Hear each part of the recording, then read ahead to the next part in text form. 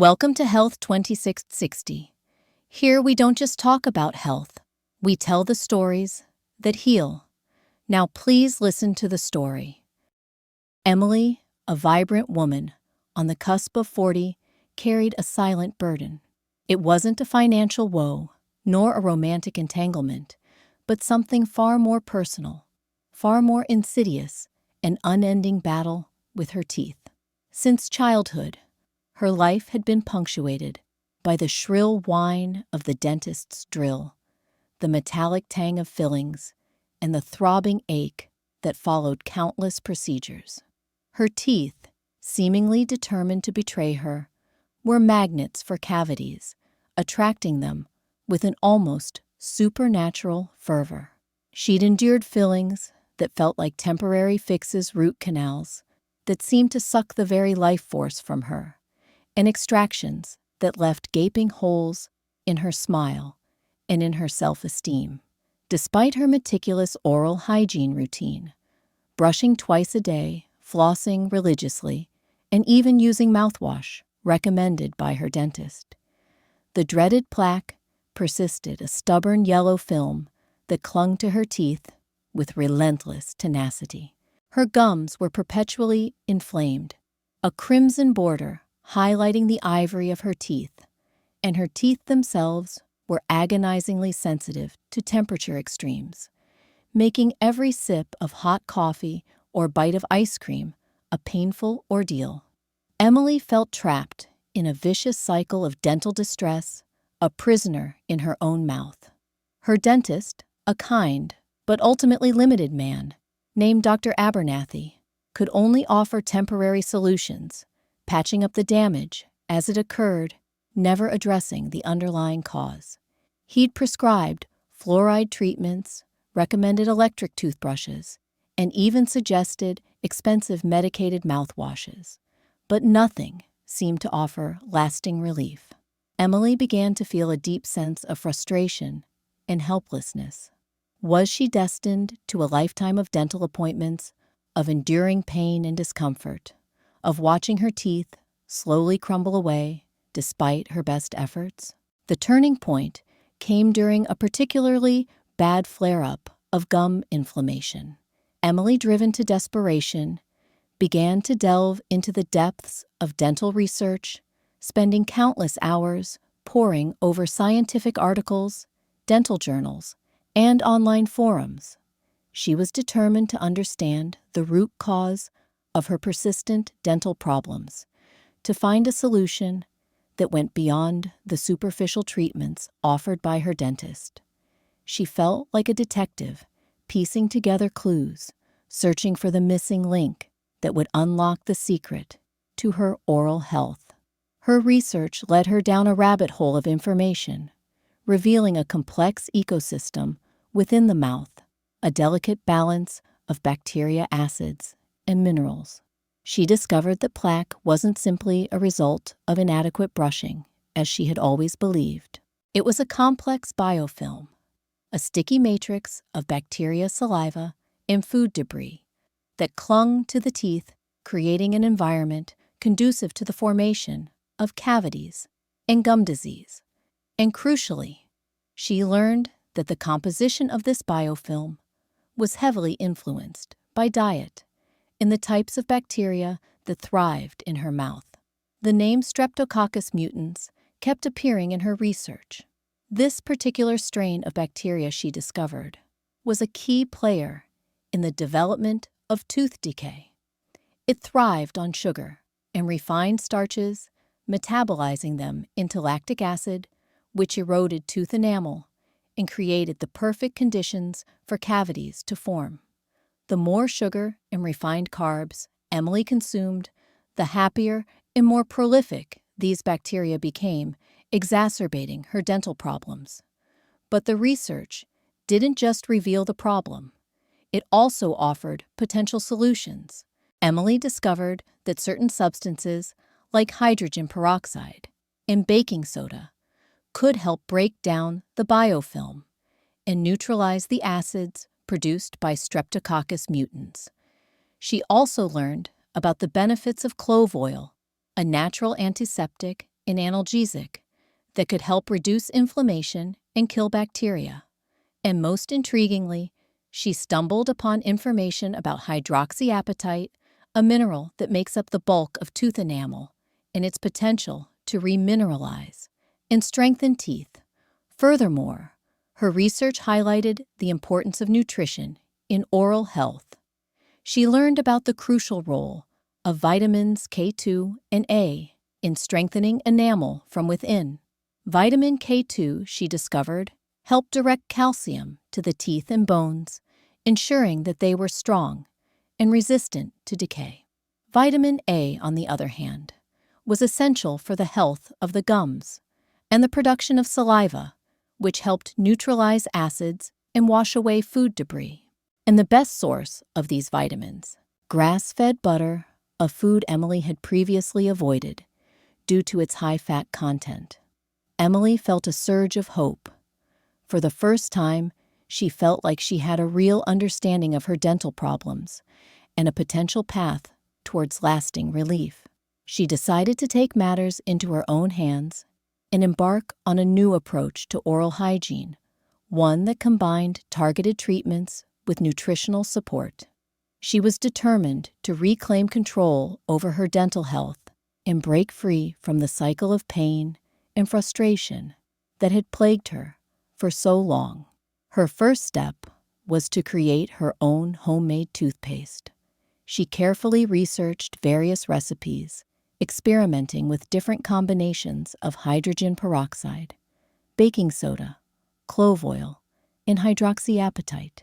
After several attempts, she finally settled on a formula that she found both effective and palatable. She mixed a small amount of hydrogen peroxide, 3%, with baking soda to form a paste, added a drop of clove oil for its antiseptic and analgesic properties, and incorporated a small amount of hydroxyapatite powder to promote remineralization. The taste was a little different from the commercial toothpaste she was used to, slightly salty and with a hint of clove, but she quickly grew accustomed to it. Next, she turned her attention to her diet. She started incorporating organic grass-fed, butter-rich, in vitamins K2 and A into her daily meals. She added a pat to her morning toast, used it in her cooking, and even enjoyed it straight from the spoon. She also made a conscious effort to cut back on refined carbs and sugar, the primary fuel source for Streptococcus mutans. She replaced sugary cereals with oatmeal, swapped white bread for whole grain, and drastically reduced her intake of processed foods and sugary drinks. It wasn't easy at first, as she experienced cravings for the sweet treats she had grown accustomed to, but she persevered, reminding herself of the long-term benefits of her dietary changes. She also increased her intake of other nutrient-rich foods, such as leafy green vegetables, which were packed with vitamins and minerals essential for overall health, and fermented foods like yogurt and kefir, which helped promote a healthy balance of bacteria in her mouth. She understood that her mouth was an ecosystem, and she needed to cultivate a healthy environment that would favor beneficial bacteria over harmful ones. Emily's new routine wasn't just about what she was adding to her life. It was also about what she was taking away. Beyond the obvious reduction in sugar and refined carbohydrates, she started to pay attention to other potential culprits. She realized, for instance, that she had a habit of snacking on acidic foods throughout the day, things like citrus fruits and vinegars, which could erode her enamel. She didn't eliminate these foods entirely, but she made a point of rinsing her mouth with water after consuming them to neutralize the acids and prevent them from damaging her teeth. She also addressed her stress levels, recognizing that stress could contribute to inflammation and weaken her immune system, making her more susceptible to dental problems. She started practicing mindfulness meditation, taking a few minutes each day to focus on her breath and quiet her mind. She also made time for activities she enjoyed, like reading, gardening, and spending time with friends and family, all of which helped reduce her stress levels and improve her overall well-being. 6 months passed. Emily diligently stuck to her new oral hygiene routine and dietary changes. She brushed her teeth twice a day with her homemade toothpaste, flossed meticulously, and rinsed her mouth with water after every meal. She consumed grass-fed butter, daily limited her intake of sugar and refined carbs, and incorporated nutrient-rich foods into her diet. She practiced mindfulness meditation and made time for relaxation and stress reduction. Slowly but surely, she began to notice a dramatic improvement in her dental health. The plaque buildup on her teeth significantly decreased, becoming less noticeable and easier to remove. Her gums, once perpetually inflamed and bleeding, became healthier and pinker. The chronic tooth sensitivity that had plagued her for years began to subside, allowing her to enjoy hot and cold foods without pain. She felt like she was finally winning the battle against her teeth, reclaiming control over her oral health. But the true test would come at her next dental checkup. Emily approached the appointment with a mixture of hope and trepidation. She was confident that her efforts had made a difference, but she couldn't shake the fear that Dr. Abernathy would find new cavities or signs of gum disease. She sat in the dental chair, her heart pounding, as Dr. Abernathy examined her teeth. The examination seemed to take an eternity. Dr. Abernathy peered into her mouth with his bright light, probing her teeth with his dental pick and meticulously examining her gums. Emily held her breath, waiting for his verdict. Finally, Dr. Abernathy sat back in his chair, a look of astonishment on his face. "Emily," he said, "I have to say I'm amazed. Your teeth look fantastic. The plaque buildup is minimal, your gums are healthy, and your enamel, well, it's significantly improved. I haven't seen this kind of improvement in years." Emily felt a wave of relief wash over her. Tears welled up in her eyes as she realized that her hard work had paid off. She had finally found a solution to her chronic dental problems, a solution that went beyond the superficial treatments offered by conventional dentistry. Dr. Abernathy, still visibly impressed, asked her what she had been doing differently. Emily hesitated for a moment, unsure how he would react to her unconventional methods, but she decided to be honest and explain her homemade toothpaste recipe, her dietary changes, and her stress reduction techniques. To her surprise, Dr. Abernathy listened intently, nodding thoughtfully as she spoke. When she finished, he said, "Emily, I'm not going to lie, I was skeptical at first, but the results speak for themselves. You've clearly found something that works for you. I'm not going to tell you to stop what you're doing. In fact, I'm going to encourage you to continue. I may even start recommending some of these strategies to my other patients." Emily left the dental office with a newfound sense of confidence. She had not only solved her own dental problems, but had also gained the respect and encouragement of her dentist. She knew that maintaining her oral health would require ongoing care, but now she had the tools and knowledge to do so.